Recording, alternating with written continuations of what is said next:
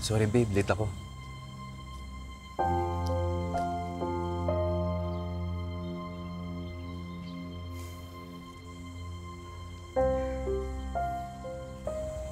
Ano? Gumaan na ba yung pakiramdam mo? Katapos mo paalam sa mami mo? Hindi.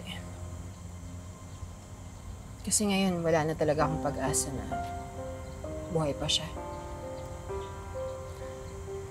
Wala na talaga siya. Wala na talaga akong magulang. May tatay ka pa naman. Sino? Yung fake dad ko na wala namang pakialam sa akin?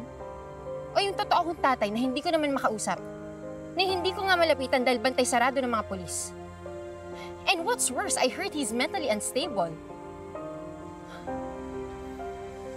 Alam mo, buti pa si Annalyn. Meron siya ng lahat. Meron siyang magulang. Kapatid.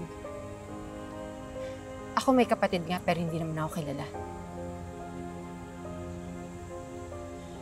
I'm all alone. Zoe, nandito ako. Nandito ako para sa'yo. Meron kang ako. Ano ba? Baka may makakita sa atin. Ano gagawin yun? Sino makakita sa atin dito? Kaluluwa ng mami mo? Ano ba? Kailangan natin mag-ingat. Nung isang araw lang, muntik na tayo mahuli ni Tita Giselle. Tapos si Ken, kinonfront pa ako. Sino yung doktor? Gusto mo upakan ko yun? Ano ba? Hindi ka ba nakikinig? Hindi ka pwedeng makita. Hindi tayo pwedeng makita magkasama. Hindi pwede. Dahil masisira lahat ng plano ko.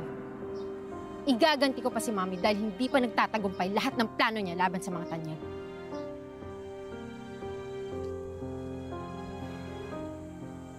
Diyan mo ako maasahan. Kung ano yung plano mo.